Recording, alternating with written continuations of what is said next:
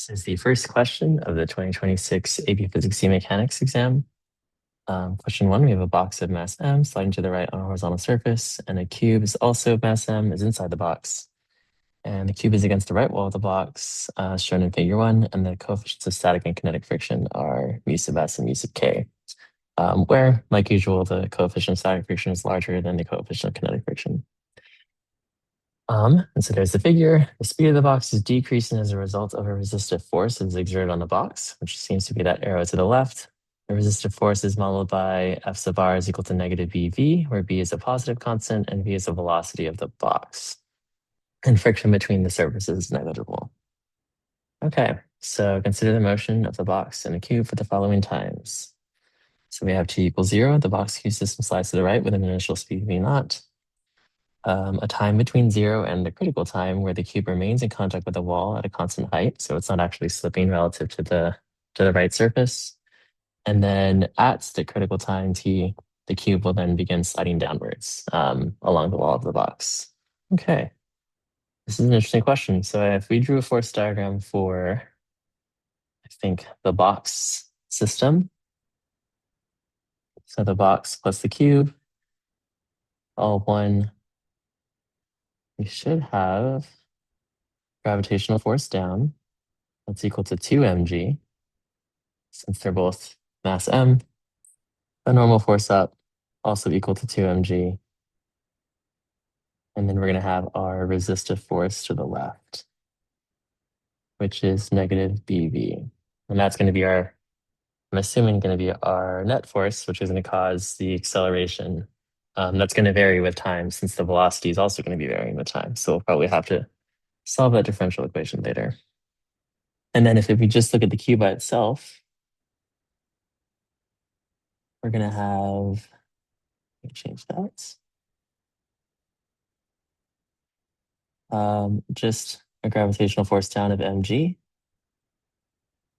We'll have a normal force going to the left, caused by the wall. And then the actual static friction force, at least at the beginning, is going to be balancing out the gravitational force. And that should also equal ma as well. Okay, let's take a look at these questions. Part A, determine the magnitude of the normal force exerted on the cube by the wall of the box. So normal force exerted on the cube by the wall of the box is F sub n. Determine an expression for the magnitude of acceleration. Okay, based off of that diagram, it should just be, we do F net equals ma. That normal force that the wall exerts should equal the mass of the cube times its acceleration. So it should just be Fn over m. It does say determine, so it's probably not as complicated as the derived part. So that should be our answer for AI. Okay. So for part I think we're going to want to use our determinant AI to find an expression for the acceleration. So we can come over here and say for part I, the normal force should equal the mass of the cube times the acceleration of the cube. And if we think about how this is going to work, both objects will sort of accelerate at the same rate due to that resistive force. And so if we think about the box cube system and that force diagram we drew earlier, we can say the net force on the system that's both the box and the cube is equal to mass times acceleration. And that really is the resistive force, which is negative BV. So I think solving this, knowing that acceleration is the time derivative of velocity, we'll substitute that here. And so we'll get something like negative BV is equal to 2m dv dt. Yeah, I think we just need to solve this for an expression for velocity as a function of time, and then maybe take the derivative and substitute that for the acceleration. Okay, so to solve this out, we'll sort of isolate the variables. So we'll do negative b over 2m dt is equal to dv over v. Integrate both sides with respect to their variables, and that'll give us negative bt over 2m plus a constant is equal to natural log of the velocity. And that constant will actually take into account both constants integration.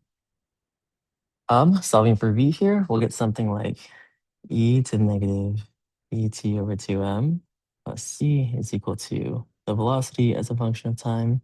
So technically this velocity is a function of time. And that is just another constant times e to the negative b over 2m times t. Perfect. And now to solve for that constant, we do know that at time t equals 0, our starting velocity is v naught. So we'll substitute that here. So that'll give us the constant times e to the negative b over 2m times 0, which is e to the 0, should equal the velocity at that time, which is v naught. So that constant is v naught. And so our final expression for velocity should be something like the velocity is equal to v naught times e to the negative b over 2m t. And then to calculate the acceleration, we'll take the time derivative of that expression to get an expression for the acceleration, which should be negative v naught over 2m times e to the negative b over 2m t. So that's the acceleration. We'll substitute that here for an expression for the normal force. That should just give us normal force is equal to negative mv v naught over 2m times e to the negative b over 2m t. We can cancel out the m's, and a simplified expression should just be negative b v naught over 2 times e to the negative b over 2m times t. And that should be correct for the normal force as a function of time. Okay. Part triple I, on the axis shown in figure 2, sketch a graph of the magnitude of the frictional force exerted on the cube of the wall as a function of time t from t equals 0 until immediately before the cube reaches the bottom. Okay, so before the critical time, the force of friction should just be matching gravity. So our force diagram should just be our gravitational force. We're going to have our static friction force, so the block's not going to be sliding down the wall actively. And then that decreasing normal force, exponentially decreasing normal force. So that whole time, the friction should just be constant. And then after that, it's going to be a kinetic friction force. And that expression, the force of kinetic friction is equal to the coefficient of kinetic friction times the normal force. And that should be, according to our expression, mu sub k, we'll do absolute value signs, mu sub k times v naught over 2 times e to the negative b over 2m t. So an exponential decaying force. And we do know that the coefficient of kinetic friction is less than the coefficient of static friction. So if we think back over here, we would say something like mg is equal to, is less than or equal to, but in this case, it'll always be equal to 4. It starts to slip. U sub s times the normal force. So that means there's a point where